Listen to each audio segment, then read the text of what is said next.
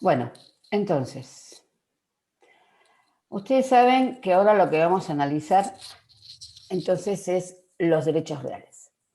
Los derechos reales están regulados en el Código Civil y Comercial, que es la ley 26.994, que modificó en el libro cuarto. Antes en el Código Civil estábamos en el libro tercero, ahora estamos en el libro cuarto.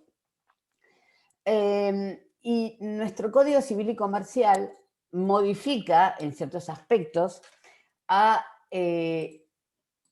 lo que estaba regulado antes de comenzar a regir. En primer lugar, sabemos que lo que hace la ley 26.994 es derogar la ley 340, que es el Código Civil, y la 2637, que es el Código de Comercio. Deroga la ley 13.512, que era la ley de propiedad horizontal, la 14394, que era la ley que regulaba distintos aspectos, entre ellos, sobre todo el que está modificado, es el de la protección al sistema de vivienda, lo que se llamaba bien de familia. Las leyes 19.724 y 20.276, que hablaban de la prehorizontalidad. Leyes, artículos de distintas leyes, como la Ley de Defensa del Consumidor, de la 24.441, la parte de fideicomiso, porque es incorporada a la legislación del Código Civil y Comercial. La ley 25.509, que es la ley del derecho de superficie, que también queda incorporada al Código Civil, igual que lo que ocurre con la ley que regulaba el tiempo compartido. Todas estas leyes quedaron derogadas en virtud de la sanción del nuevo Código Civil y Comercial. Lo que hace es regular a los derechos reales entre los artículos 1882 a 2276. Ustedes saben que nuestro queridísimo Código Civil tenía 4.054 artículos, y este los disminuyó un montón, ¿no? No llegamos ni a los 3.000 artículos, en definitiva, regulando a todos a los derechos reales y comerciales, perdón, los derechos civiles y comerciales de nuestra legislación. Entonces, por ejemplo, hace modificaciones, cuando hablamos específicamente de derechos reales, con respecto a que nosotros no teníamos una parte de principios generales o iguales a todos los derechos reales. Lo que hace esta legislación es incorporar un título que está dedicado a todas las disposiciones generales y principios que son comunes a todos los derechos reales. La parte de que había dentro de la regulación de los derechos reales una parte dedicada a las cosas, que es el objeto de los derechos reales, y la elimina desde que esté regulada en la parte específica de derechos reales para pasar a regularla en lo que es la parte general de todo el código en los primeros artículos, ¿sí? Que habla en definitiva de allí. Una cosa muy importante que ustedes van a tener que aprender muy bien es que ahora, ya dentro de pocos instantes, es que nuestro código mantiene un sistema de regulación de los derechos reales que se llama sistema de numerus clausus, específicamente el artículo 1884. Luego incorpora todas las clasificaciones genéricas de los derechos reales que no existía en el Código Civil. Habla específicamente muy claro de cómo es la adquisición derivada de los derechos reales, con los dos requisitos que también van a tener que aprender, como su nombre y número de documento. Impone que la oponibilidad se logra específicamente a través de los derechos reales, de los derechos reales a través de la publicidad, porque todo esto fue sufriendo una modificación desde la regulación inicial del Código Civil a fines del siglo XIX hasta el momento en que se modifica y se sanciona este Código Civil y Comercial. Y para específicamente la parte de registración, o sea, de cómo se plasma, cómo se realiza la publicidad de los derechos reales, que es la ley registral, sigue vigente una ley 7.801, que es una ley del año 1968, y que sigue vigente en todas sus partes. Pero a mí me interesa que ustedes sobre todo sepan qué es lo que vamos a estudiar. Cuando nosotros lo que hacemos es analizar los derechos reales, más allá de que es el civil más lindo que ustedes van a encontrar, mucho más lindo que obligaciones ni que hablar, y que contratos también, muchísimo más lindo. Pero, en definitiva, ¿qué hacemos nosotros en esta parte de nuestro estudio? Como ustedes ya más o menos lo saben, lo que vamos a hacer es analizar, entonces, cómo son las relaciones de el hombre con las cosas. Pero en realidad todo parte de una base. Uno de los de nuestras relaciones innatas con lo que nos rodean es justamente lo que hoy se llaman o se conocen como derechos reales. ¿Por qué? Porque nosotros utilizamos cosas para satisfacer necesidades. Todo el tiempo estamos utilizando distintas cosas para satisfacer todas nuestras necesidades que van desde las más básicas, ¿sí? Como que fueran alimentos, habitación, vestimenta, a necesidades más sofisticadas que se van modificando en virtud de que la sociedad va avanzando y cada vez tenemos una sociedad más sofisticada. Entonces, esas cosas que usamos para satisfacer nuestras necesidades, que el hombre lo hizo desde siempre, desde sus más primitivas manifestaciones, porque desde el hombre de Cromañón, que necesitaba un palo para matar animales para poder comer y una cueva para poder guarecerse de la lluvia, del frío, de la nieve y todo eso. Y además después empezó más o menos a abrigarse porque la cueva no le bastaba para poder tener, y si consideramos y somos creyentes de la teoría evolutiva, es que fuimos perdiendo pelo y entonces no teníamos pelo para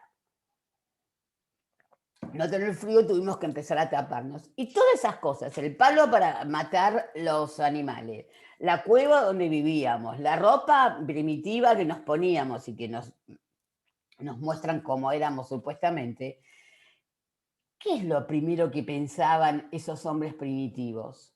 ¿De quién?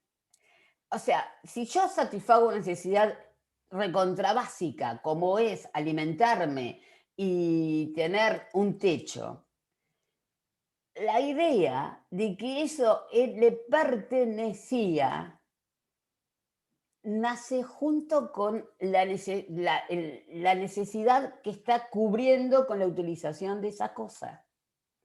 Y lo vemos hoy por hoy, esto siempre lo digo, perdón para los que me vuelvan a escuchar, cuando vemos a los chicos chiquititos que satisfacen necesidades, sobre todo, gracias a Dios, y tienen todas las básicas cubiertas, lúdicas, o sea, cuando tienen una muñeca o un autito, y con eso juegan y les copa y están re felices con la Barbie o con el autito y todo eso, cuando alguien se los va a sacar, ¿qué dicen los nenitos? ¿Qué es lo primero que dicen? ¿Sí? ¿Qué es lo primero que dicen? Mío, mío. Mío, mío. Es mío. Es mío, exactamente. Porque fíjense que ni siquiera se nos ocurre pensar que vamos a utilizar cosas para satisfacer necesidades. No se nos ocurre ni que existe algo llamado derechos reales, porque ni en los peores sueños vamos a tener esta cosa tan árida y abstracta. Pero resulta que ya tenemos adentro ese sentimiento de que de dominio. Es mío. Y lo defendemos de cualquier acción extraña, como tener que prestárselo a nuestro primito o al nenito de enfrente. ¿Sí? Quizás si nos ponemos a tratar de rememorar, muchos tengamos en la memoria de cuando nos peleamos con algún otro nenito, sobre todo en el jardín o cosas así, porque nos trató de sacar algo que nosotros considerábamos que nuestro. Porque la idea de que las cosas con las que satisfacemos necesidades son nuestras, solo nuestras y nada más que nuestras, lo llevamos innato dentro de nuestra naturaleza. Porque consideramos que eso es esencial, ahora que tanto estamos con las actividades esenciales, bueno, esto resulta que esta relación con cosas con las que satisfacemos necesidades son esenciales al ser humano, nacen con nosotros, lo consideramos absolutamente indispensable que esas cosas nos pertenezcan para poder satisfacer necesidades, desde nuestra manera más primitiva. Cuando la sociedad va creciendo y va evolucionando y ya no somos uno que vive en una caverna con un palo y una piel, ¿no? sino que entramos a vivir con otros, porque además nosotros somos gregarios y nos gusta vivir con otras personas y vivir en comunidad y empezar a compartir, ahí es donde la sociedad empieza a ser más sofisticada y donde las relaciones que tenemos con las cosas para poder vivir civilizadamente necesitamos regularlas, porque resulta que tengo que entrar a compartir cosas. Y entonces esa es una función que el Estado empezó a ejercer, o sea, el Estado, no el Estado sofisticado que nosotros pensamos hoy, sino los estados primitivos de regulación de la sociedad comenzaron a tratar de regular. ¿Para qué? Para evitar que la gente se peleara por una cueva, que la gente se peleara por un palo, que la gente, entonces, no, esto vamos a decir, bueno, por más que vos consideres que es tuyo, vamos a empezar a regular el uso de las cosas. Vamos a empezar a proteger al que tiene un mejor derecho sobre esa cueva o sobre ese palo, para hablar en términos primitivos, y vamos a empezar a tratar de que haya paz, de que no haya guerras privadas. Esto empiecen a entenderlo porque es la base de lo que vamos a empezar a estudiar la semana que viene, que es posesión, que es si yo regulo esto, de considerarme el único y exclusivo señor de una cosa, porque satisfago una necesidad con ella, entonces el Estado a quien yo reconozco como poder organizativo de la sociedad, lo que tiene que hacer es regularlo. Entonces, cuando nosotros estudiamos derechos reales, lo que hacemos es estudiar la regulación que el Estado realiza de los distintos usos que hacemos de las cosas. ¿Sí? Todos lo que con el nombre propio que le vamos a dar a cada uno de esos usos, y vamos a ver cuál es el sistema que nuestra legislación ha determinado elegir para regular el uso que le damos a esas cosas que nos satisfacen necesidades, que puede ser muy amplio o puede ser muy restringido, y vamos a ver por qué en definitiva se eligió eso. Pero cuando nosotros los derechos reales, siempre entiéndalo así, lo que estamos haciendo es estudiar distintos usos que le damos a las cosas para satisfacer necesidades. Por eso hay una definición de derechos reales que posiblemente es la que se les debe haber explicado el doctor de Rosa la clase pasada, que es la definición del doctor Allende, donde decimos que el derecho real es un derecho absoluto de contenido patrimonial con normas sustancialmente de orden público que establecen entre una persona, sujeto activo, y una cosa, objeto, una relación inmediata, ¿sí? Que, esperen que se me tapa, que previa publicidad obliga a la sociedad, que es el sujeto pasivo, el que nos ve utilizar la cosa, ¿a qué? A abstenerse de realizar cualquier acto contrario al mismo. O sea, el Estado me dice, yo protejo la relación que detenta esta persona con esta cosa que es lapicera, virome, ¿sí? Y entonces toda la sociedad, cuando yo cumpla con todos los requisitos que me va a imponer el Estado para darme esta protección, tiene que respetar esa relación directa e inmediata que yo detento con esta cosa virome. Naciendo, me sigue diciendo la definición, para el caso de violación, o sea, que alguien no respete esa relación que yo detento con la virome, una acción llamada real y que otorga a sus titulares las ventajas que son los dos elementos inherentes y esenciales como consecuencia de mantener un derecho real, que son el ius persequende y el ius preferendi. O sea, el decir que la relación que yo detento con una cosa va a tener esa categoría de derecho real, resulta que me va a dar como consecuencia que yo detente sobre esa cosa un derecho real que me da el ius preferendi, o sea, el derecho de preferencia, y el ius persequendi, o sea, el derecho de perseguir la cosa. Vamos a estudiar y vamos a hablar y vamos a ver muchas palabras en latín. ¿Por qué? Porque nuestra materia, los derechos reales, desde siempre, desde que se regularon, desde antes del Código Civil, que era cuando nos regía todo el derecho hispánico, cuando en la regulación del Código Civil y en la actual regulación, nuestros derechos reales están basados en cómo se organizaron y se regularon en el derecho romano. El derecho romano es un antecedente no indirecto, sino inmediato de nuestra regulación sobre los derechos reales. Así que muchas oportunidades nosotros vamos a estudiar derecho romano, vamos a hablar del derecho romano y vamos a decir latinazgos que nos encantan. Ius preferente, ius persequendi es fino, no digan que no queda fino hablar del ius preferendi y de ius persequendi.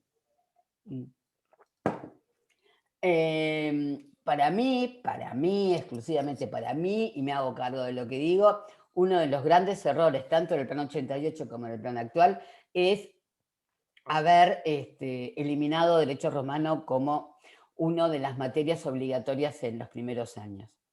Era largo, difícil, complicado, te pudría estudiarlo, no entendías por qué tenías que estudiar un derecho de muertos, pero resulta que cuando ibas avanzando en la carrera te dabas cuenta que la base que te había dado eso del derecho romano era esencial para poder entender bien los demás derechos.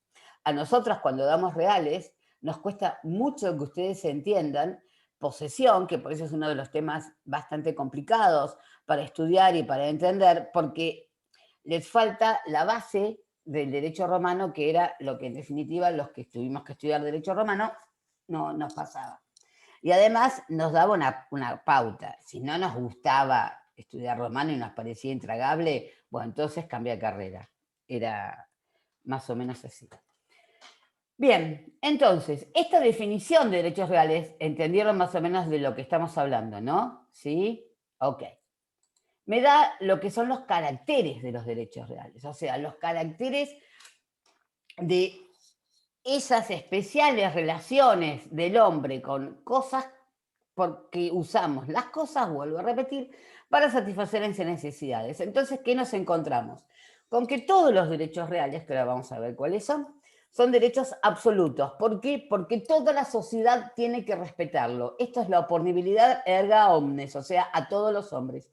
Por eso son derechos absolutos de contenido patrimonial, porque son todos derechos que no son tan abstractos. Cuando hablamos de reales tenemos que hacer abstracción, es verdad, pero resulta que todas tienen un contenido patrimonial, son susceptibles de valor. Todas nuestras relaciones, los distintos derechos reales, esas relaciones que vamos a mantener con las cosas que van a tener un nombre específico y determinado, están dentro de nuestro patrimonio. Los derechos reales son derechos de contenido económico. Es uno de los derechos civiles más económicos que existen. Porque de acuerdo como yo regule, como yo, Estado, regule esos derechos reales, de acuerdo a cómo los tengamos organizados, ¿sí? Nuestra sociedad va a tener una organización económica determinada. Y es esencial la existencia de una regulación para que el uso de esas cosas que hagan, pongan en marcha toda lo que es la rueda económica. O sea, el hecho de utilizar las cosas para satisfacer las necesidades en una sociedad sofisticada como las nuestras, lo que hace es ir poniendo en marcha la rueda económica. Por eso el derecho a la ley es un derecho civil con muchísimo contenido económico, con muchísimas consecuencias económicas. Nosotros decimos que las normas de derechos reales son normas sustancialmente de orden público y los artículos del Código Civil y Comercial nos regulan específicamente esto de que son normas de orden público. Sabemos lo que significa que sean normas sustancialmente de orden público, o sea, son normas en las cuales los particulares no pueden dejarlas de lado con convenciones privadas, sino que está porque como justamente tienen un enorme contenido patrimonial y económico y le interesan al Estado, ¿sí? Para poner en funcionamiento y para regular el uso de las cosas y su economía, le interesa al Estado decir, estas normas no van a poder ser modificadas por los particulares. ¿Por qué? Porque a mi Estado me interesa que el uso que yo regulo de las cosas sea tal cual yo lo regulo. Esto es ahora lo vamos a ver, es una decisión política, en definitiva, que hizo el Estado cuando reguló los derechos reales allá lejos en el Código Civil y Comercial de Vélez Sarsfield en la segunda mitad del siglo XIX. ¿Por qué? Porque resulta que hay dos sistemas de cómo yo puedo regular los derechos reales, que son los sistemas de numerus clausus y de numerus apertus. Entonces, el asunto fue regulado, es analizado así.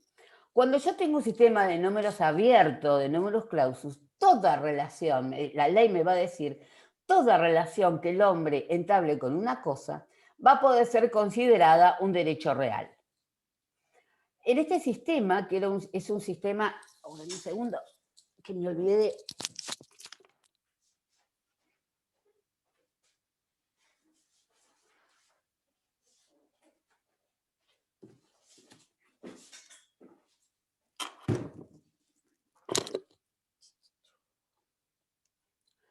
Estos sistemas de número abierto, que se encuentran regulados, por ejemplo, en España, en México, en Italia, que no es que sus códigos no regulan derechos reales, los regulan, pero permiten en estos sistemas que los particulares creen distintas formas de uso de las cosas o modifiquen la estructura que la ley regula sobre el uso de las cosas. El otro sistema, el sistema de número cerrado o números clausus, es un sistema en el cual los derechos reales están regulados por el código. O sea, las distintas formas de uso de las cosas son las que determina el código y no van a existir otros derechos reales más que esos. O sea, los únicos derechos reales, las únicas formas de utilización de las cosas van a ser las que están reguladas en el Código Civil y Comercial. Esas, solamente esas y nada más que esas.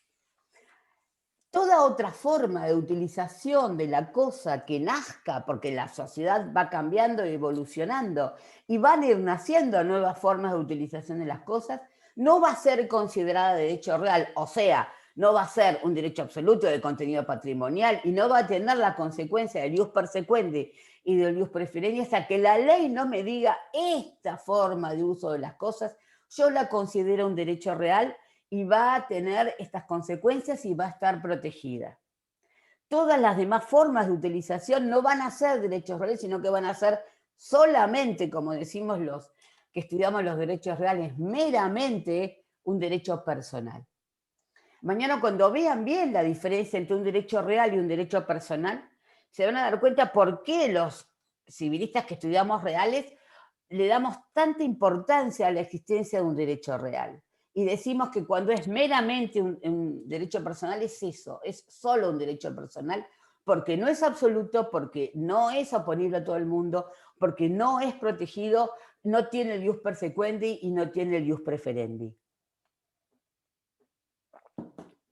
Y además de que nuestro sistema eligió desde el Código Civil y Comercial un sistema de decir solamente son considerados derechos reales, es decir, tienen esa consecuencia una lista de uso de las cosas, sino que nuestro sistema es uno de los sistemas más cerrados, más clausus de la regulación así en derecho comparado. Porque ahora vamos a ver que así como en un artículo lo que me dice es los derechos reales son estos, solamente estos y nada más que estos, me dice que además la estructura de cada uno de estos usos llamados derechos reales regulados no puede ser cambiado ni modificado por los particulares. ¿Sí? Por eso es entonces, esas normas en donde me regulan cada uno de los derechos reales, en donde me dicen, esta es la estructura, esto es lo que usted puede hacer, esto es lo que no puede hacer, estas son las obligaciones, estos son los derechos, así nacen, así se desarrollan, así mueren cada uno de estos derechos reales, no puede ser cambiado por los particulares. Nosotros no tenemos la posibilidad de cambiar la estructura de los derechos reales regulados en el Código Civil. Esto que nos parece, oh, qué cerrado, ¿por qué nos quitan la libertad? ¿Por qué no nos dejan crear y nos están recortando nuestra libertad individual? Cosa que vemos que en el Numerus Apertus es posible, en donde yo supuestamente lo que hago es dejar que los particulares regulen sus relaciones como quieran, tiene un fundamento esencial que es la seguridad jurídica. El elemento esencial de por qué nuestro sistema es un sistema de numerus clausus, y fíjense que desde el principio yo les dije, el Código Civil y Comercial reafirma y mantiene el sistema de numerus clausus, o sea, un limitado número de derechos reales de uso son reconocidos como tales, de uso de las cosas, son reconocidos como derechos reales, es porque la seguridad jurídica que brinda el tener un numerus clausus, un sistema de numerus clausus, en la valoración de la sociedad argentina, por empezar, después de 150 años de estar vigente el sistema de numerus clausus creado por Vélez Sarsfield a partir de 1870, y lo que sirvió el tener este sistema vigente en la Argentina para todo el desarrollo económico de la nación argentina es superior a poder reconocer que los particulares podamos modificar su estructura. El sistema argentino que es este sistema de numerus clausus clausus, como nos gusta decirlo, es un sistema que ha sido valorado por todos los tratadistas de derecho comparado, e inclusive imitado en algunas legislaciones y modificado, porque le da muchísima seguridad jurídica. Cuando yo digo que alguien es titulado un derecho de dominio, con esa sola palabra, decir dominio, ya está seguro cuáles son los derechos, cuáles son las obligaciones, cuál es la estructura de este derecho de dominio. Nadie te lo va a poder modificar, nadie va a poder sacar facultades o introducir obligaciones, sino que ya está dado, con lo cual el que va a contratar con una persona que dice yo soy el dueño de la cosa, sabe con qué está contratando. No necesita ir a ver el título que va a tener que sustente en definitiva ese derecho real para poder saber qué facultades tiene y cuáles no. Si puede hacer esto o puede no hacerlo, porque con el solo mención de que es titulado un derecho de dominio o de condominio o de usufructo o de uso o de cualquier otro de los derechos reales que ahora vamos a ver cuáles son, con eso sabes exactamente de qué estamos hablando. Y qué es, o sea, la seguridad que te da a vos contratar de esa forma es muy superior y trae muchas más ventajas que el respetar o permitir, en definitiva, la autonomía y la voluntad para que los particulares puedan contratar. Por eso es que nosotros defendemos tanto el sistema de numerus clausus, porque ha dado una enorme seguridad jurídica, algo que siempre nos ha faltado tanto en este país, para las contrataciones. Fíjense que, después volvemos a los caracteres. El artículo 1887 del Código Civil y Comercial, justamente lo que me dice es, estos son los derechos reales, porque dice, son derechos reales en este código, me dice 1887, y aquí vemos, estos que están en blanco son los que ya estaban regulados en el Código Civil vigente hasta el 1 de agosto del 2015.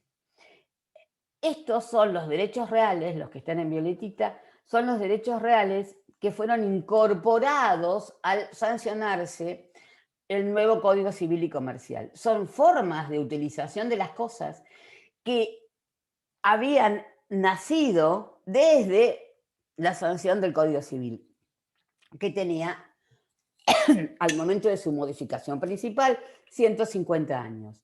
O sea, y que, como regía el sistema de numerus clausus, no eran considerados derechos reales con las consecuencias del ius preferendi y del ius persequendi, porque no estaban regulados como tales, excepto la propiedad horizontal, que tenía una ley específica que era entendida por la doctrina como que había incorporado a la propiedad horizontal como un nuevo derecho real, pero fue toda una discusión doctrinaria que duró montones de años para decir, no está regulado en el artículo específico del Código Civil, que era el 2504, que me decía, estos son los derechos reales, como ahora dice el 1887, y entonces yo no puedo considerarlo derecho real. Entonces fue toda una creación doctrinaria para decirme que sí, que era un derecho real.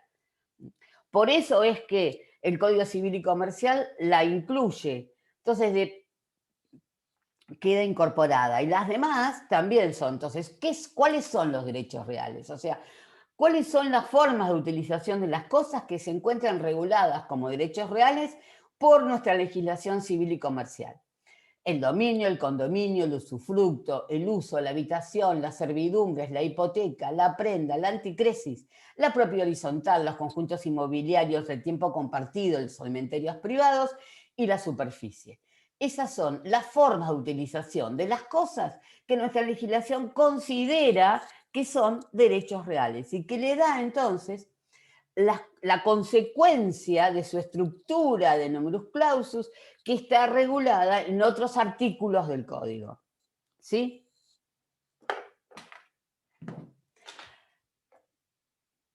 Esto lo tienen que saber y aprender porque es obvio que si vamos a estudiar los derechos reales tienen que saber qué es el numerus clausus porque es lo que nos regula y cuáles son las formas de utilización de las cosas que está considerada por la ley como derechos reales. ¿Sí? No podemos entrar a adivinar, ay, sí, me parece que... No, son estos, solamente estos y nada más que estos. ¿Sí?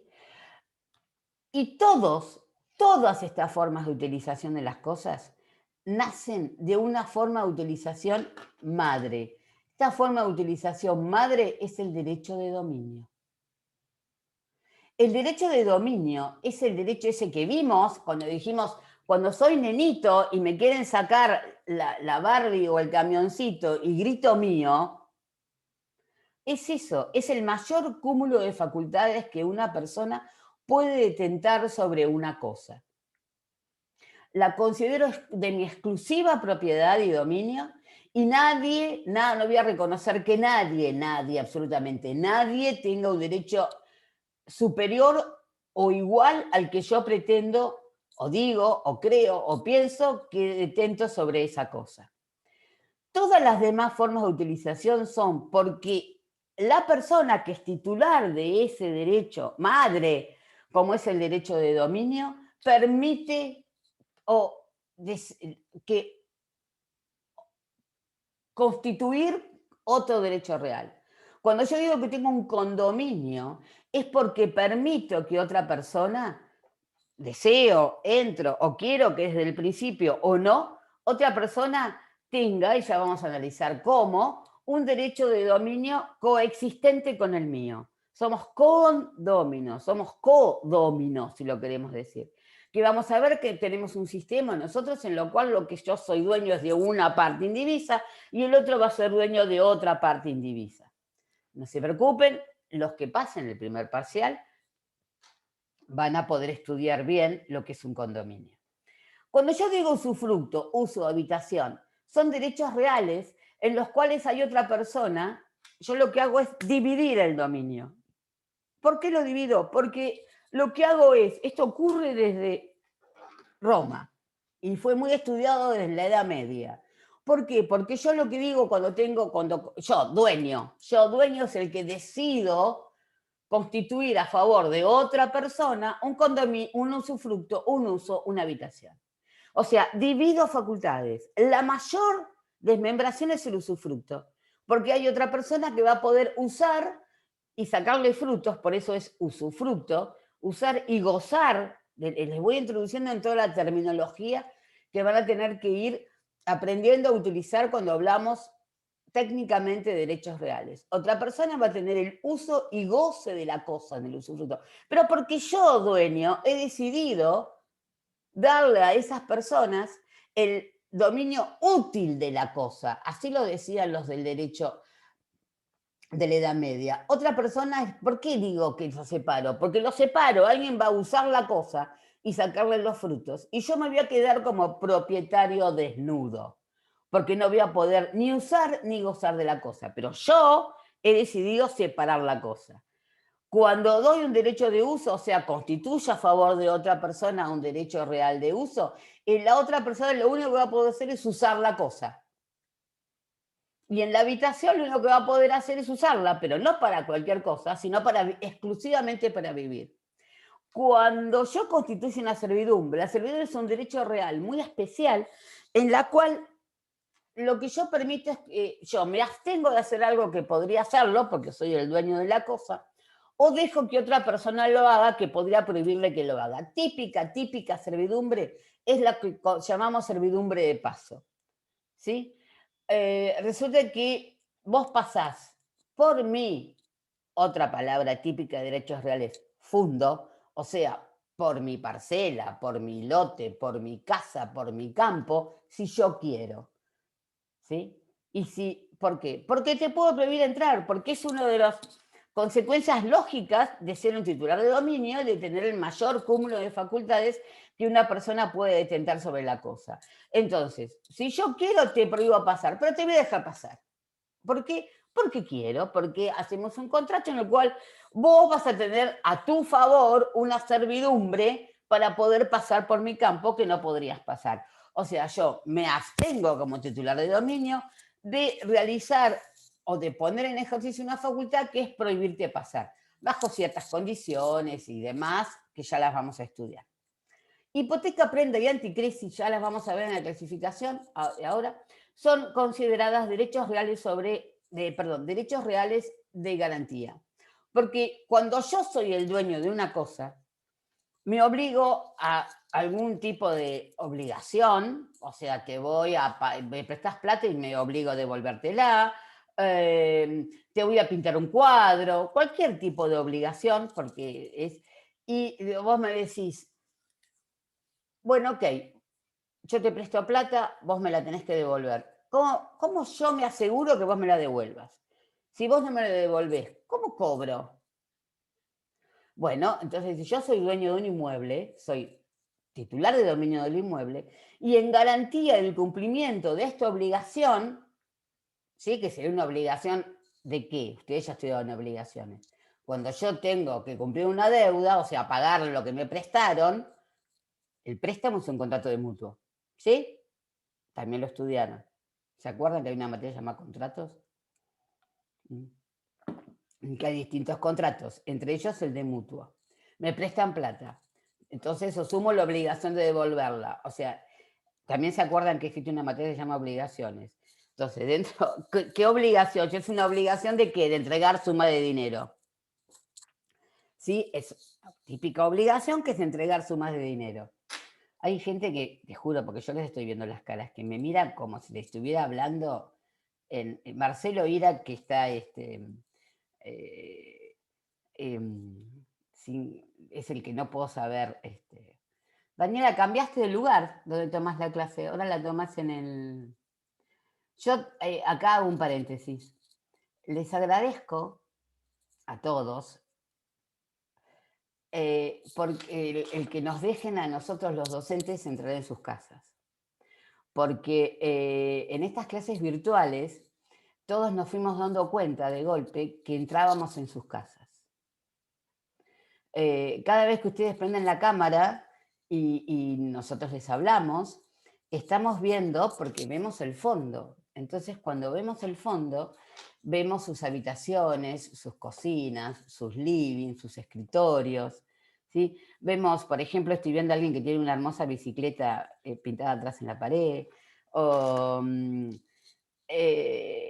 qué sé yo, alguien que veo que tiene bibliotecas atrás o el televisor prendido.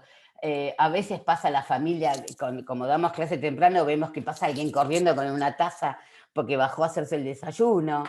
También yo tenía una alumna donde los gatos pasaban todo el tiempo por atrás. Tenía otra alumna donde veía que el gato dormía sobre la almohada.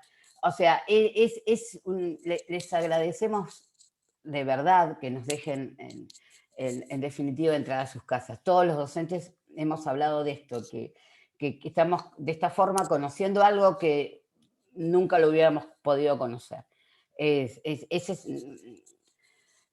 Ocurrió, ninguno de nosotros lo eligió, pero a todos nos ha llamado, la atención nos ha llamado como que nos está ligando con ustedes algo más de lo que teníamos antes, ¿sí? O sea, no los vemos sentados en un aula todas las mañanas semidormidos, sino que los vemos actuar en su ambiente natural a muchos, que es su casa. O sea que de verdad, gracias por permitirlo.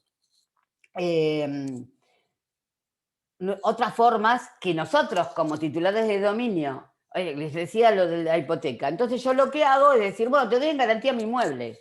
Si no te pago, vas a vender ese inmueble y te vas a cobrar de lo que obtengas en la venta. Eso es, en definitiva, la hipoteca, la prenda en la anticrisis. Por eso son derechos de garantía, donde yo los doy, porque soy el dueño, para poder cumplir una obligación. La propiedad horizontal, los conjuntos inmobiliarios, el tiempo compartido, los cementerios privados y la superficie también son desprendimientos, en definitiva, del dominio. Eso es lo que le quería hacer notar, de que todos los derechos reales no son otra cosa que uso de las cosas que se desprenden del derecho real madre, que es en definitiva el derecho de dominio. Pero ustedes fíjense que el artículo 1884 del Código Civil y Comercial,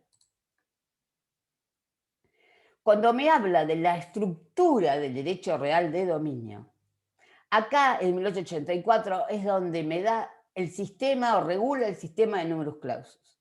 La regulación de los derechos reales, dice, en cuanto a sus elementos: contenido, adquisición, constitución, modificación, transmisión, duración y extinción, o sea, todo. Ahora el código lo que hace es enumerar todo lo que incluye regular el numerus clausus en cada uno de estos derechos reales que vimos. Los elementos de cada derecho, el contenido, cómo lo adquiero, cómo lo transmito, cómo lo modifico, cómo lo constituyo, cuánto dura, cómo se extingue, o sea, todo, absolutamente todo, es establecido solo por la ley. Y fíjense lo que sigue. Es nula la configuración de un derecho real, o sea, de una forma de utilización de las cosas no prevista por la ley. O sea, es como que yo constituyo una forma de utilización de las cosas y lo llamo derecho real y no es de las formas que está enumerado en 1887. Si yo hago eso, Vélez me decía, no va a valer como derecho real. Esta gente eligió decir es nula, ¿sí? La configuración de un derecho real no previsto por la ley, o también es nulo, que esto sí es mucho más importante, a mí podéis entender, la modificación de su estructura. ¿Sí? No puedo, esto es el sistema del numerus clausus, no puedo modificar el contenido, la estructura, los elementos, la adquisición, la constitución, la modificación, no lo puedo modificar. Y si en el contrato constitutivo del derecho real lo pretendo modificar, no va a valer. ¿Sí? Me van a decir, oh, no, pero yo dije que tal cosa.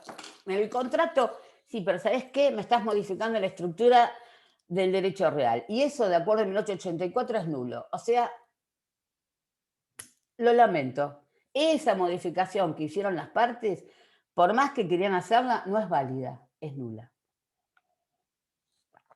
Esto es el sistema de numerus clausus que rige en nuestro país y que no solamente no lo criticamos, sino que estamos absolutamente de acuerdo con el sistema de numerus clausus. No van a encontrar, creo yo, por lo menos lo que yo conozco, algún profesor de derechos reales que critique el sistema de numerus clausus. Y sobre todo por esto que les digo, por la seguridad jurídica absoluta y total que da que exista un sistema de numerus clausus. Fíjense ustedes que en el 1886, justamente lo que hace el código es hablarme de uno de esos caracteres esenciales, que es el ius persequendi y el ius preferendi. Me dice, el derecho real atribuye a su titular la facultad de qué? De perseguir la cosa en poder de quien se encuentre y de hacer valer su preferencia con respecto a otro derecho real o personal que haya obtenido oponibilidad posteriormente. Acá me está, cosa que no existía en el Código de Vélez, caracterizando más que definiendo lo que es la persecución y la preferencia, el ius persequendi y el ius preferendi.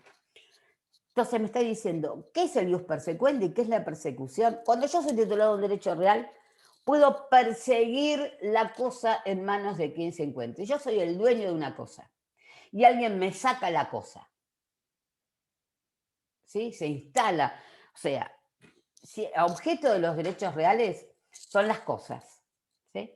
Ciertas determinadas cosas que estén en el comercio, cosas que sean existentes, y algunos bienes, por excepción, que tienen que ser bienes que estén específicamente regulados. En 1883 me dice, el derecho real se ejerce sobre la totalidad o una parte material de la cosa que constituye su objeto por el todo o por una parte indivisa. El objeto también puede consistir en un bien taxativamente señalado por la ley. O sea, las cosas son el objeto de los derechos reales. En algún caso muy excepcional, porque me lo tiene que decir la ley, puede ser un bien, por ejemplo, la energía eléctrica. Hay un artículo específico del código que me dice que la energía eléctrica puede ser objeto de derechos reales. Pero si no, hay otro, por ejemplo, los derechos intelectuales. Hay una ley específica, la 11357, que me regula el derecho de dominio sobre los derechos intelectuales. Cuando escribo un libro, cuando escribo o compongo una canción, cuando pinto un cuadro, cuando hago una escultura, ¿sí? Son derechos intelectuales. Y sobre ellos ejerzo algo similar, o en definitiva es un derecho de dominio, es un bien, y que es objeto de derecho real y que inclusive se pueden constituir otras formas de uso sobre los derechos intelectuales. ¿Por qué? Porque la ley me lo permite. Pero en sí el objeto típico de los derechos reales son las cosas, ciertas, determinadas, que estén en el comercio, que sean existentes, y las cosas en la clasificación vieja, romana, son las cosas muebles o inmuebles. Entonces, cuando yo soy titular de una cosa, supónganse del celular, si ustedes me ven con este celular, sobre el que ejerce un derecho de dominio, y alguien me lo saca, alguien me lo quita. Más allá de que está cometiendo un acto ilícito, todo lo que quieran, porque no, eso es otra historia. Fui despojada, que después vamos en otras, cuando sigamos avanzando vamos a ver, de la cosa mueble. Y yo, esa cosa mueble, en virtud de que era titular del derecho de dominio, la puedo perseguir de manos de quien se encuentre. O sea, ¿por qué yo puedo ir y sacarse, o sea, decirle al ladrón, señor, esta cosa es mía, devuélvamela? Porque soy el titular de dominio y el dominio me da el ius persequendi.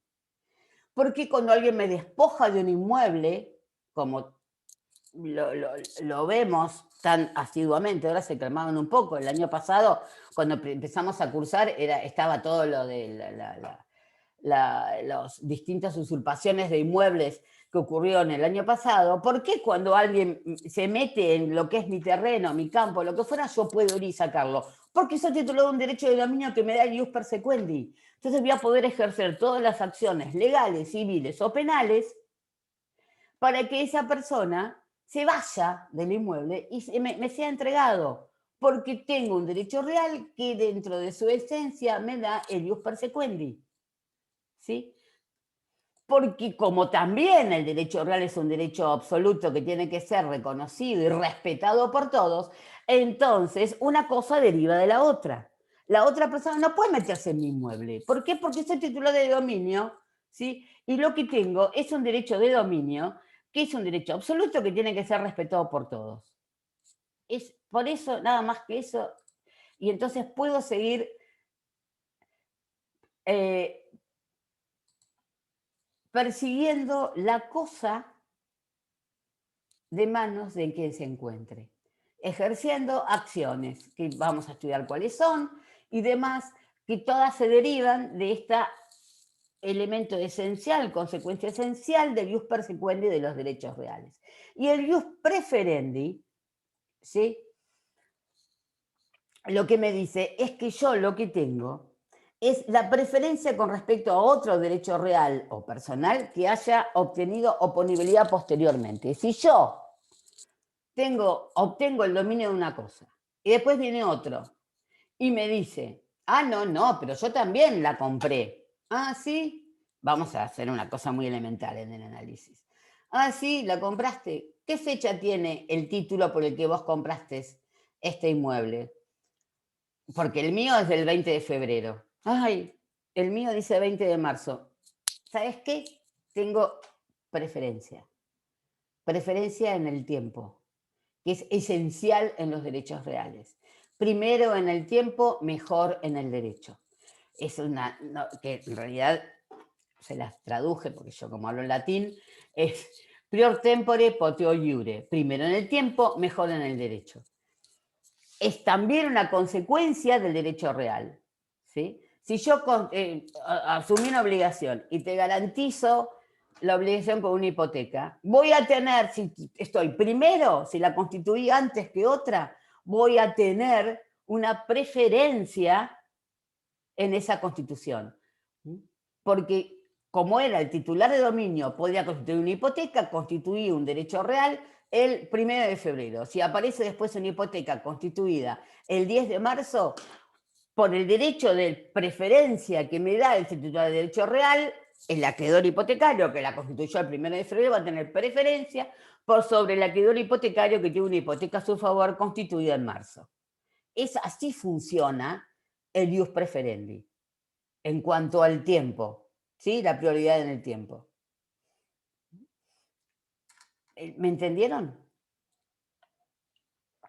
¿Cómo es que funcionan como elemento esencial de los derechos reales el ius persequendi y el ius preferendi?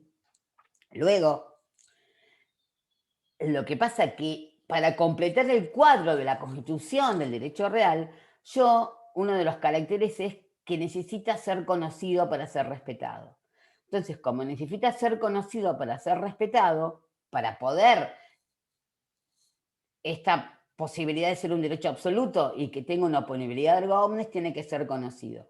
Por eso se han creado sistemas para que los derechos reales, cuando se constituyan, puedan ser conocidos por la mayor cantidad de gente, o yo pueda ir y saber si realmente está constituido ese derecho real, que son los sistemas de tradición o de inscripción registrada, ¿sí? En los sujetos pasivos, cuando ustedes estudian obligaciones, siempre tienen un sujeto activo y un sujeto pasivo. El sujeto activo en los derechos reales es la persona humana o jurídica, llamada ahora persona ideal. El sujeto pasivo en una obligación es ¿quién?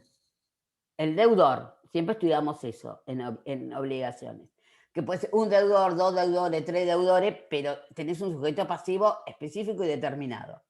Pero en los derechos reales no hay un sujeto pasivo específico y determinado, sino que en virtud del carácter de derecho absoluto con una oponibilidad erga omnes, toda la sociedad es el sujeto pasivo ante un derecho real, ¿sí? Porque toda la sociedad está obligada a respetar esa relación directa e inmediata que existe entre el titular del derecho real y la cosa que es utilizada.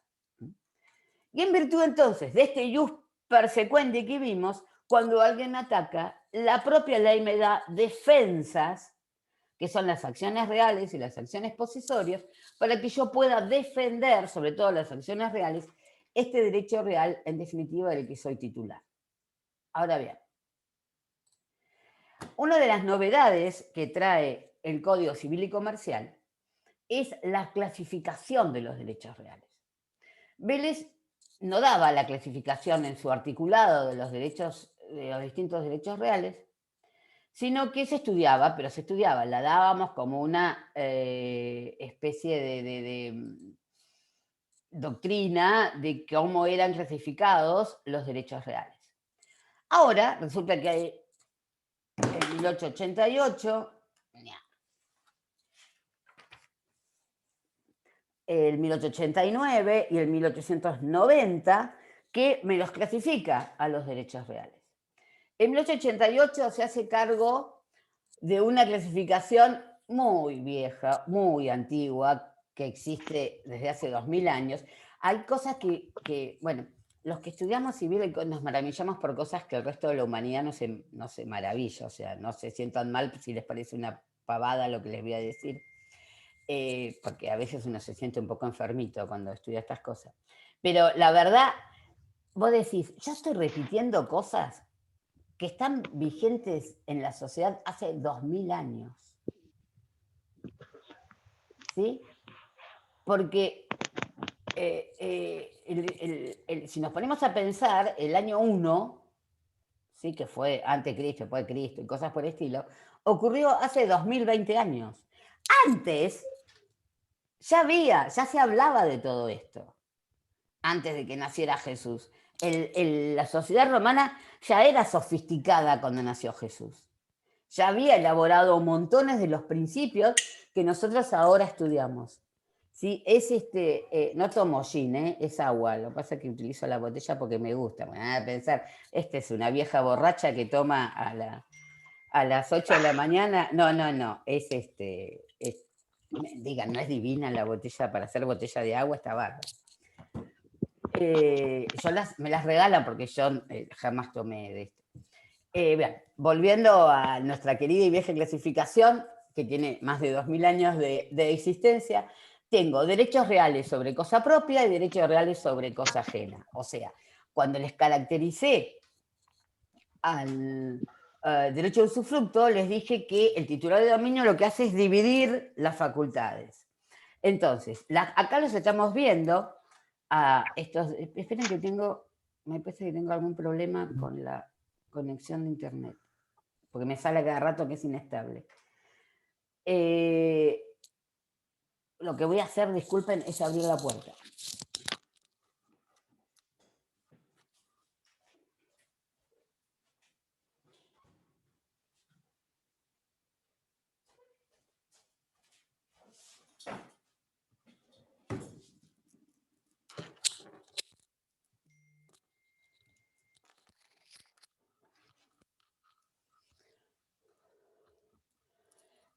En esta clasificación, lo que estamos haciendo es analizarlos desde el punto de vista del titular del derecho real. ¿Me escuchan?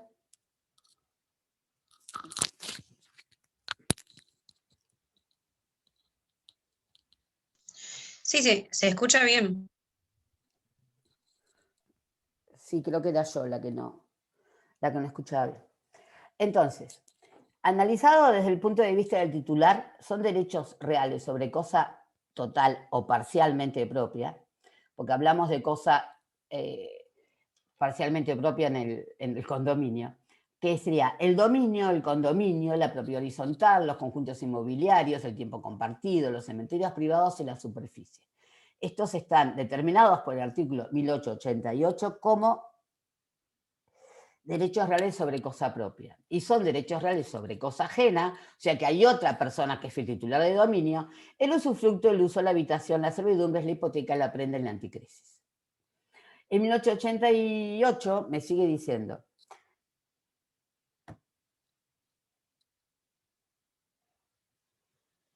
con relación al dueño de la cosa, los derechos reales sobre cosa ajena constituyen cargas o gravámenes reales. Claro, porque me está diciendo, yo soy el dueño de la cosa, constituyo un derecho real de usufructo, de uso de habitación, de servidumbre, de hipoteca, de prenda y anticrisis. Pero no es que yo no tengo relación con la cosa. Sigo siendo titular de dominio, pero titular de dominio con las facultades alteradas. Voy a tener menos facultades que si no las no hubiera constituido. Entonces, desde el punto de vista del titular de dominio, estos derechos reales sobre cosa ajena son cargas, son cosas que tengo que soportar, por eso son cargas o gravámenes. Ustedes en alguna oportunidad pueden haber escuchado decir que cuando hay una hipoteca es un gravamen, porque es como una carga que tiene que soportar el dueño de la cosa. También el código me sigue diciendo que siempre las cosas se presumen sin gravamen, ¿no? Excepto prueba en contrario. Para saber si existe uno de los derechos reales sobre cosa ajena, voy a tener que tener la constitución de ese derecho real sobre cosa ajena, ¿sí? Si no lo puedo probar de que exista, no va a existir. Y entonces va a ser considerada la cosa sin gravamen. Y también me sigue completando que si existe una duda sobre la existencia, la extensión o el modo de ejercicio de este derecho oral sobre cosa ajena, se va a interpretar a favor del titular del bien grabado, o sea, a favor del titular de dominio. Si yo tengo la duda de si, pónganle en una servidumbre de paso, si yo tengo la duda de por dónde puedo pasar, lo que se va a interpretar es el lugar que menos perjudique al titular de dominio. Esa es la interpretación que hay que darle. Estas dos últimas, de que las cosas se presumen sin gravamen, excepto prueba en contrario, y sobre todo la duda de la existencia, son principios que no estaban regulados en el Código de Vélez, que medio como que se daban por sobreentendidos, porque eran todas cuestiones doctrinarias que luego también fueron admitidas por la jurisprudencia.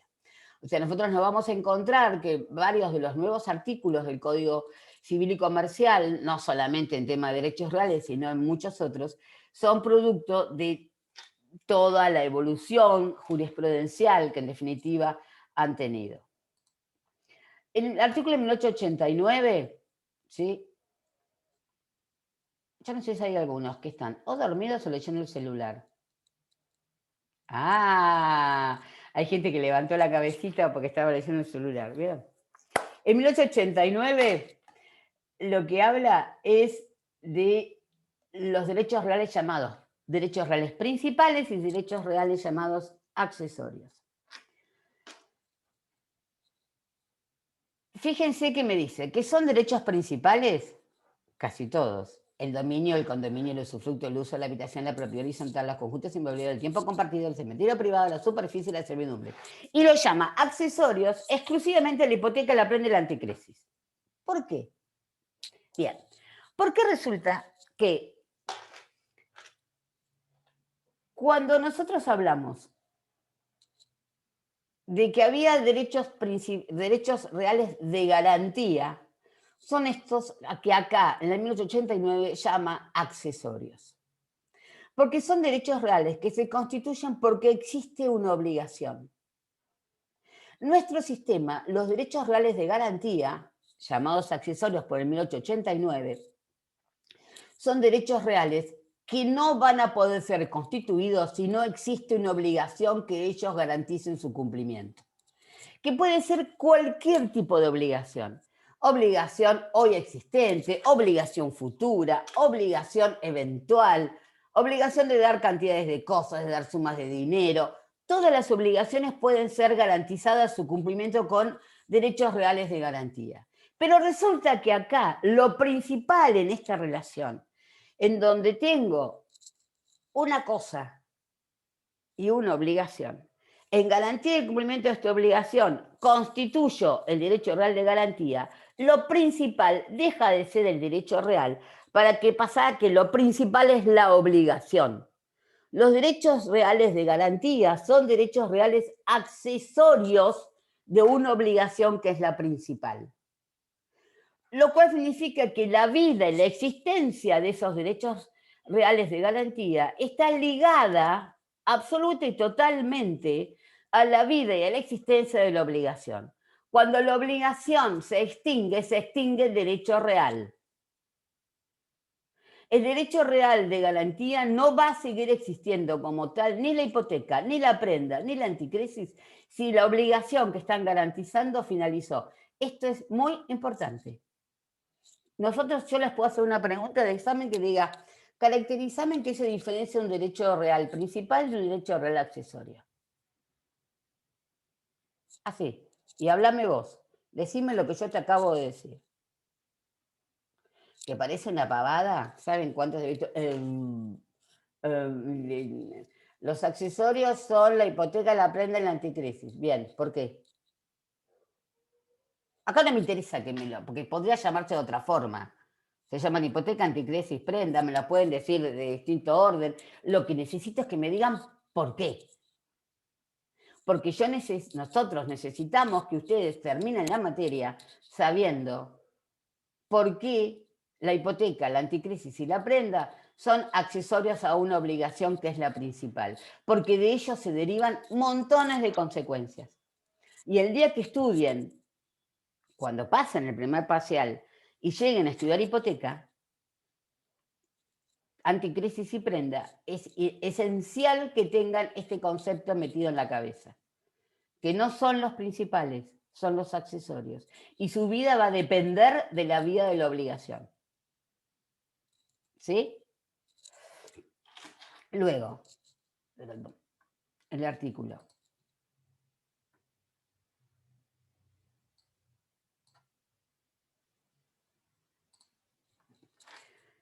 (1890)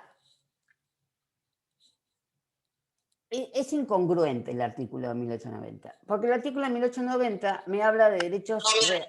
Hola. ¿Alguien quiere preguntarme algo? El artículo de 1890 se desprende de una clasificación que son cosas registrables y cosas no registrables. Que cuando me habla de cosas, en los primeros artículos,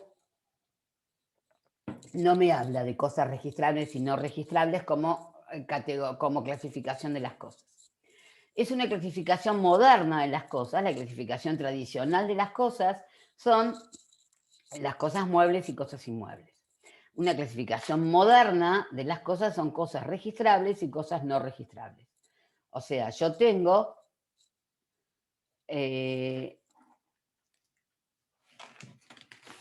perdónenme.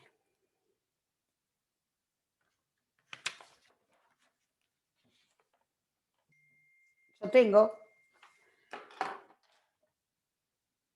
cosas que la ley me va a marcar la necesidad de que sean inscritas o registradas en una oficina pública o privada creada especialmente a ese respecto, que se llama registro.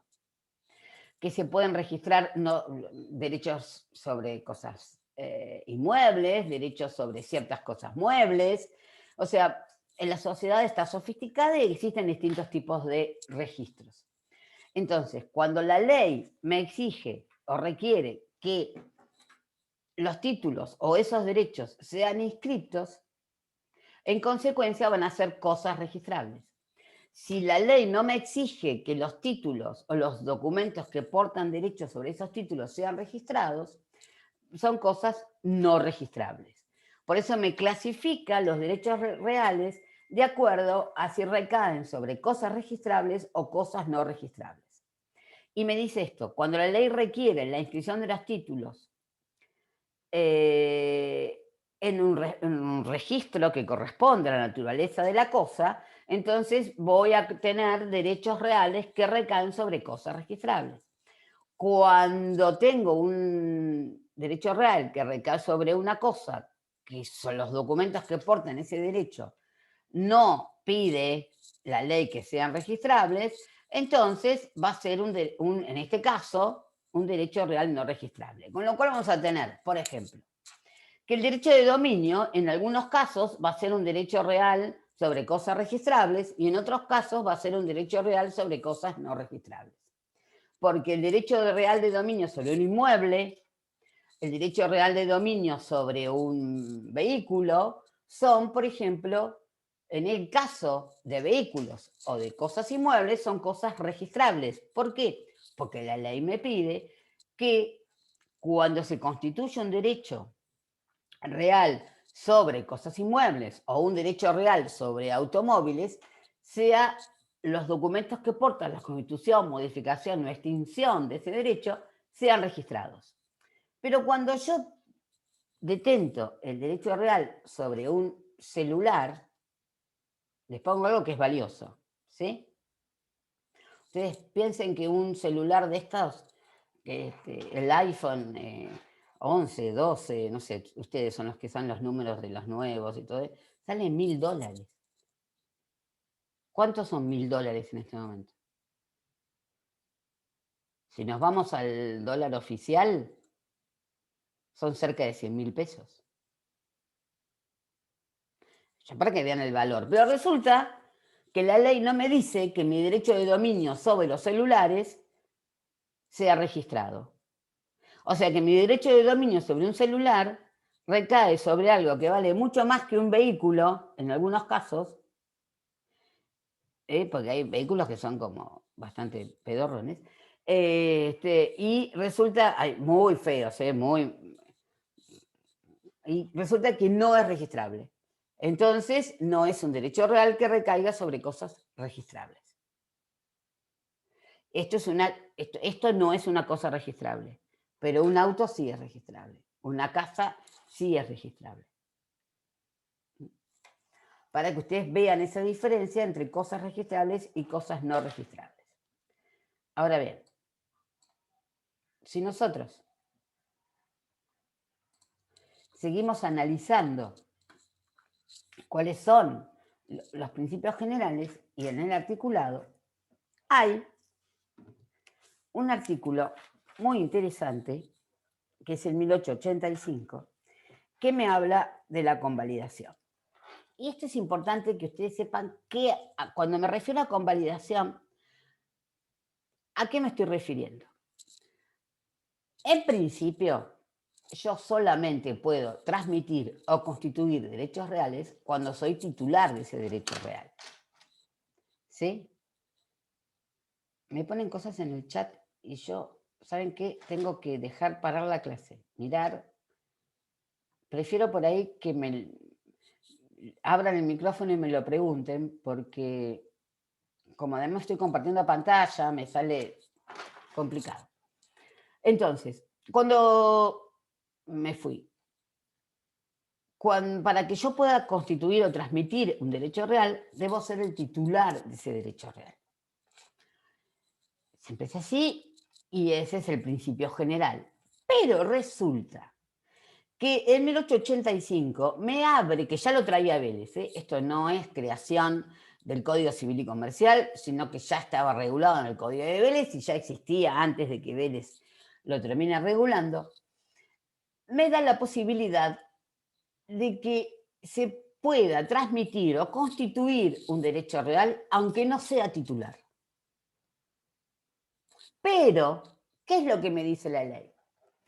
Me dice, si quien constituye o transmite un derecho real que no tiene, lo adquiere posteriormente, la constitución o transmisión queda convalidada. Vélez inclusive era un poco más amplio en esa posibilidad. Me está diciendo, no siempre, porque el tema es así. Supuestamente, si yo transmito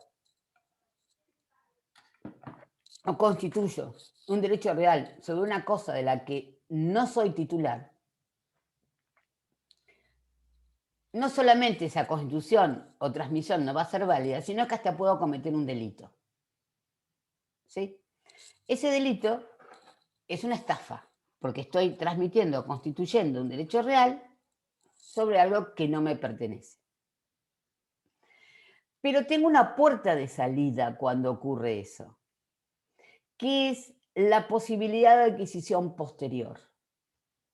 Me dice, si usted transmite o constituye un derecho real sobre algo de lo que no es dueño, si después lo adquiere, es como que, de ahí lo dice la palabra, convalida esa transmisión que usted hizo no teniendo derecho y va a ser válida. Ejemplo burdo. Yo te vendo un inmueble del que no soy dueño. ¿Por qué lo hago? Y porque por ahí me creí el dueño y no lo era. Hay distintas posibilidades. No siempre yo soy un estafador que estoy tratando de hacerlo, pero resulta después lo adquiero, entonces convalido mi derecho y la transmisión que te realicé es válida. Vélez también me permitía de que si yo lo que hacía era lograr que el titular de dominio lo que hiciera fuera transmitir esa cosa. ¿Sí? Entonces, cuando yo transmito, lo que estoy tratando de hacer es decirme, lo que la ley está haciendo es decir, cuando usted transmite algo que no le pertenece o que no es suyo, si no la adquiere posteriormente y convalida, entonces no es válida esa constitución y usted puede llegar a cometer el delito de estafa. Pero siempre voy a tener una salida que es la convalidación que permite el 1885. O sea, que no es que yo no puedo vender cosa ajena. Yo puedo vender cosa ajena siempre y cuando después la adquiera y convalide, como que le doy un manto de validez a esa venta que en realidad realicé. Es muy difícil que ello ocurra con inmuebles, porque los inmuebles al tener, como ya vimos, recaer sobre cosas registrables y demás, es bastante difícil que se pueda producir la venta de una cosa inmueble ajena, aunque ocurre. Pero sí puede pasar esto en el caso de cosas muebles. En el caso de cosas muebles es más fácil que ocurra la venta de cosas muebles que no somos titulares y que necesitemos la convalidación para luego esa transmisión sea válida. ¿Sí? Bien, ya me están diciendo... Profe, disculpen la molestia. ¿Cómo no? Dígame. Están avisando algunos chicos que se tienen que retirar a cursar otras materias y 45. Y 45. Ok. En realidad, la clase no está dura hasta 45, porque la otra clase empieza a las 9. Así es lo que me informó la facultad.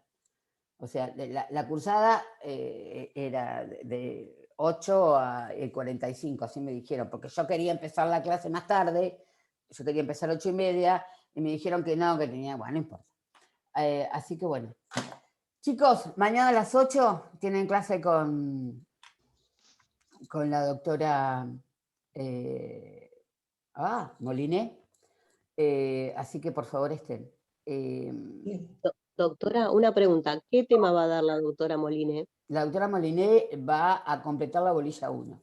Va a dar diferencia entre derechos reales y personales y los derechos reales prohibidos o no admitidos y todo eso. ¿Sí? Esa es. Y el orden público Muchas gracias. va a caracterizar mucho mejor de lo que nosotros decimos rápidamente hoy con el orden público. El lunes que viene vamos a empezar con las relaciones de poder. O sea, con lo que conocemos como posesión y tenencia. Así que si quieren, vayan leyendo, vayan viendo la clase y nos vamos a detener sobre las relaciones de poder. ¿Sí? Uno de los temas más complicados, pero más lindos que tiene derechos reales. Y este tema Profesora, sí que tiene más de 2500 años de antigüedad. Dígame. disculpe que la moleste, buenos días. No me molesta. Hay algunos chicos que no pudimos dar el presente porque todavía no estamos en el SIU por el cambio de comisión. No están en el guaraní. ¿Que va a tener más? Mirá que no sé, porque como eran demasiados, y lo que hizo, o sea, a mí lo que nos prometió el doctor de Rosa es en Secretaría de Media que no había nuevas personas. No lo sé, no te puedo tomar el presente hasta que no me lo pase el SIU. ¿Sí? Bien. En la clase Bueno, que viene sí, díganme los nombres y voy a averiguar esto, porque dada la enorme cantidad de anotados, lo primero que dijo la Secretaría Académica fue, no, entonces no puede ingresar más gente. Sí, el límite era 50, pero somos como 100 en el grupo. No es culpa de ustedes, no es culpa de ustedes ni es culpa mía, Acá, ustedes, si les permitieron anotar, se anotaron. Es así. No, está bien, era para avisar nada más. Ok, gracias. Profesora, Dígame. ¿relaciones de poder es bolilla 15? No. La bolilla 15 No, es defensa de las esto es relaciones defensa de de poder. interés. La bolilla Sí. que vamos a empezar a ver son la 3 y la 4. Ahí va. Listo. Profe, Sí. sí, yo necesitaría hablar un segundito con usted por un tema personal. No sé si lo podemos hablar o se lo mando por mail. Mándamelo por mail. Bien. Cualquier cosa lo hablamos. ¿Sí? Perfecto. ¿Quién sos? ¿Cómo es tu nombre? Bolicia Anabela. Hola. Acá. ¿Cómo estás? Nos conocemos, somos viejas conocidas. ¿Sí? Sí. estoy de nuevo. Me parece fantástico, bárbaro. Tengo varios que están repitiendo. En algún, sí, vos, Iván. Somos varios que música. hacemos. Sí, sí, son viejos conocidos. O sea, por lo menos les fue mal, lo abandonaron, pero se ve que nos siguen queriendo, ¿no? Lo cual es difícil. ¿Me recuerda, profe, el mail? elbafrontini@gmail.com. Perfecto. Es Todo re minúscula. complicado, todo minúsculo. Sí. Es muy complicado. Bien. Chicos, Ahora después de un rato se escribo. bienvenidos a Derechos Reales. Espero que les haya servido. ¿Listo? Ok. Chau, hasta luego. Chao, gracias. Gracias. Chau, gracias a Gracias. ustedes. Chau. Hasta luego. Gracias, hasta luego. Chau, chau.